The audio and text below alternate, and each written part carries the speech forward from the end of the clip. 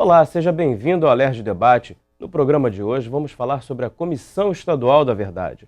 Conosco no estúdio para falar sobre esse assunto, os deputados Luiz Paulo, Paulo Ramos e Gilberto Palmares. Eu quero agradecer muito a presença de todos aqui no nosso estúdio.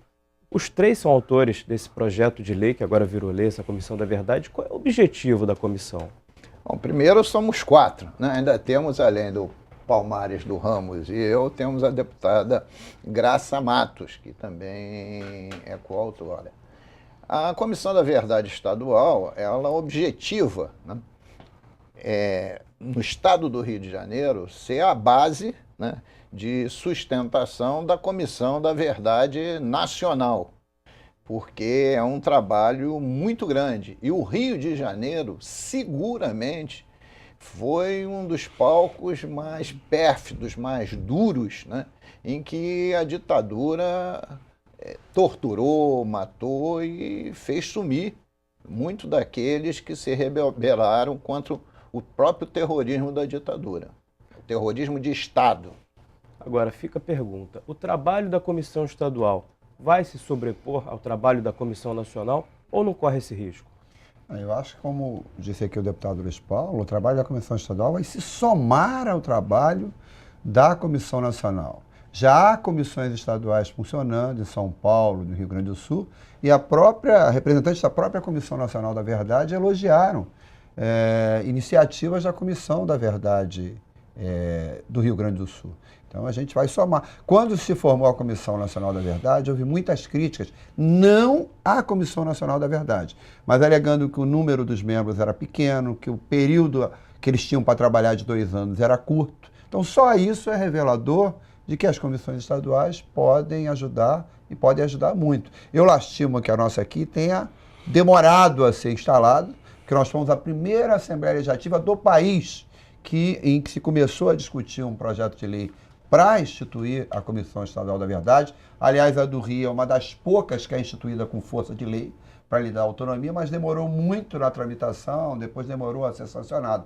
Mas antes tarde do que nunca. Está aí ela instalada e já trabalhando afinado com a Comissão Nacional. E por que demorou tanto para instalar essa comissão? O que houve para esse retardamento da comissão ser instalada aqui no Rio? Em primeiro lugar, agradecer ao deputado Gilberto Palmares, porque sempre que há uma iniciativa mobilizando parlamentares, sempre tem aquele que puxa com mais força ou puxa inicialmente a ideia. E nós, independente das nossas diferenças, nós temos uma atuação que se aproxima. Quer dizer, eu posso dizer, e eles sabem que é verdade, que eu tenho o maior respeito ao deputado Luiz Paulo, maior respeito ao deputado Gilberto Palmares. E em determinadas iniciativas, com uma certa frequência, nós estamos juntos. Então, a Comissão da Verdade, no estado do Rio de Janeiro, porque o estado do Rio de Janeiro ainda é hoje uma espécie de centro político do país, porque foi capital durante muitos anos. E, obviamente, o regime pós-64, a ditadura, atuou com, talvez, muito mais rigor aqui no estado do Rio de Janeiro. Tivemos no Rio de Janeiro, como em São Paulo, vários centros de tortura. Aqui no Rio de Janeiro, o maior número de bancas de jornal, a tribuna da imprensa, a OAB, as bombas, o Rio Centro. Então, uma Comissão da Verdade estadual representa um suporte muito grande para a Comissão Nacional. Então, é dever nosso, porque aqueles que assumiram o poder pelo uso da força, que rasgaram a Constituição e ainda, para a preservação do poder, ainda caçaram, baniram, exilaram, prenderam, torturaram, mataram e sumiram com os corpos. Nós temos várias famílias, ainda com a indagação, elas não sabem, não tiveram o direito cristão até de sepultar seus mortos. Então, não é razoável que o Rio de Janeiro fique distante. Lamentavelmente, a resistência aqui foi muito maior, porque as forças políticas ainda presentes, que apoiam e defendem o período ditatorial, elas contribuíram para dificultar. A dificuldade aqui no Rio de Janeiro é proporcional àquilo que o Rio de Janeiro pode contribuir. E aí levou esse tempo todo. As votações aqui na LERJ, depois o tempo levado pelo governador para sancionar, e ainda a instalação, a nomeação dos membros, a instalação, com a presença do governador, da ministra Maria do Rosário, o governador deu até um passo que a mim surpreendeu. Porque ele ali manifestou o mais completo apoio. Vamos ver se vai disponibilizar verdadeiramente os meios necessários. De qualquer maneira, eu com muito orgulho participei dessa iniciativa e obviamente, vamos continuar todos tentando dar a nossa contribuição. E na opinião de todos, vai haver os meios necessários para fazer esse trabalho de investigação desses crimes que foram cometidos na época da ditadura? Seguramente, porque o governador, eu tenho que acreditar, publicamente, na instalação da Comissão da Verdade, ele disse que todos os modos e meios necessários, que dependência do Estado, com a independência total da comissão, ele ia ofertar. Inclusive, assumiu publicamente de fazer do antigo DOPS da Rua da Relação e o DOPS de Niterói um centro da memória desse período tão nefasto que viveu a vida brasileira.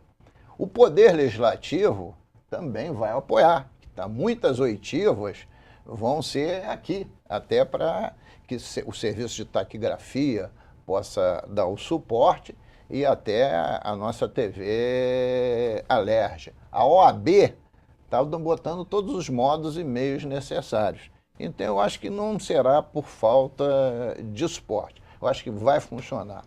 Mas eu queria aqui expressar, quando eu usei o termo terrorismo de Estado, porque tem 2 episódios de grande relevância que aconteceram no período da ditadura aqui no Rio de Janeiro, que precisam ser totalmente desvendados, que são episódios de terrorismo de Estado. Um era a possível explosão do gasômetro. Ora, era gente do Estado, forças do Estado, que iriam explodir o gasômetro, que seria assim, algo terrível, para culpar como aquilo fosse um ato de terrorismo daqueles que contestavam a ditadura. O próprio episódio e outro do Rio episódio do Rio Centro, também um terrorismo de Estado para imputar a culpa naqueles que queriam a volta da democracia. Então não é possível que 2 episódios dessa relevância de terrorismo de Estado não sejam totalmente esclarecidos. E também esse ato um ato civilizatório, que aqueles que foram mortos pela ditadura e tiveram seus corpos desaparecidos, que a família possa resgatá-lo, né, para dar um enterro digno, saber o destino final daquela pessoa que foi tão importante na vida de cada uma dessas famílias. Então tem todo um período aí de 2 décadas que precisa ser passado a limpo, para tirar a névoa desse período que está ocultando uma face monstruosa que teve da ditadura. Porque quando você fala em terrorismo de Estado, não é uma luta entre forças opostas, não. É usar o aparelho do Estado para mistificar, falsear ações para imputar a culpa a terceiros. E será que com a abertura dos arquivos da ditadura, pelo menos os corpos dessas pessoas que foram mortas durante esse período, pode-se descobrir onde é que foram parar essas ossadas? Nós todos temos essa esperança, né? O trabalho mesmo incipiente, mesmo difícil, já provou que o jornalista Vladimir Herzog não se suicidou de forma nenhuma, que foi assassinado. Já demonstrou também que foi falsa a versão da ditadura sobre Rubens Paiva. Então nós temos a esperança grande. Agora eu queria adendar aos argumentos que foram colocados aqui pelo deputado Paulo Ramos e o deputado Luiz Paulo o seguinte: alguém já disse que quem não conhece a verdade histórica corre seríssimo risco de repetir graves erros do passado.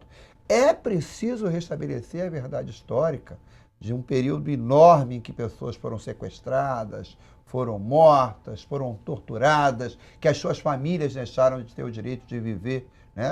Foi comovente o depoimento da filha do Rubens Paiva, dizendo que ela ficava isolada em sala de aula, porque como as colegas sabiam que era ela filha de um preso político, os pais tinham medo de as crianças interagirem com ela e também sofrerem alguma represália. Mas eu digo o seguinte, o mesmo pensamento que deu respaldo ao regime ditatorial, ele permanece presente e com um espaço importante. Eu gosto de usar um exemplo recente, que parece forçação de barra, mas não acho que seja. Uma juíza se sentiu à vontade para proibir um garoto de 18 anos de participar de uma manifestação contra aumento de tarifa pública, ameaçando multá-la com 5 milhões de reais, reconhecendo que a manifestação é pacífica. Uma juíza, uma autoridade. Esse é o mesmo tipo de pensamento que respaldava lá atrás um mesmo jovem ser sequestrado, desaparecer, ser torturado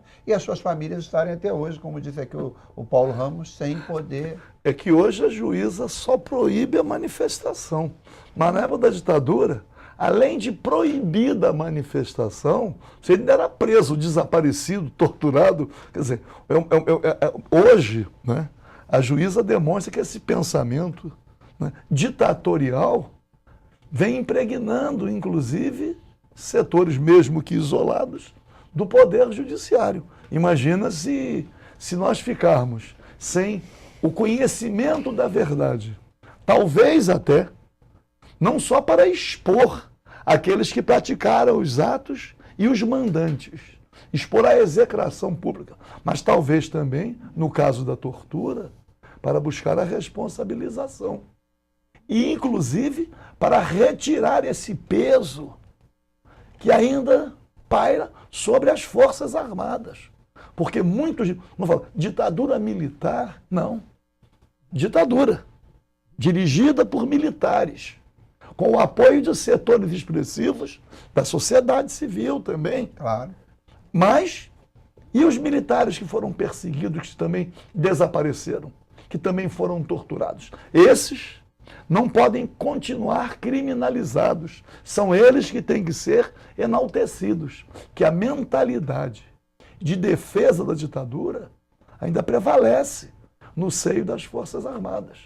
Então é preciso resgatar a história para demonstrar, especialmente a juventude militar, que as Forças Armadas não podem continuar impregnadas dessa pecha de patrocínio da ditadura. Tá certo, a gente vai fazer um pequeno intervalo e o Alerj Debate volta daqui a pouquinho, não saia daí.